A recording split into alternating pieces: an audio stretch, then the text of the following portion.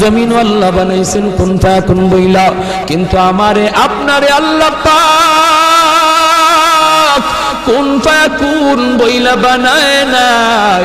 আমাকে আপনাকে যখন আল্লাহ বানাইছে, খালাকতু বিয়াদাইয়া, আল্লাহ বলে আমি আমার নিজের হাত দিয়া বান্দা বান্দিরে বানাইছি। কারণ এই চেহারার মধ্যে এত দামি কপাল, ওই কপাল দিয়া বান্দা আমার কুদরতি কদমে সাজদা দিবে। এই কপালটার এত দাম। এই কপাল কুন ফায়াকুন বললে হয় না, এই কপাল ফেরেশতাদের হাতে বানাইলেও হয় না, আমি আল্লাহ নিজের হাতে বানাইছি।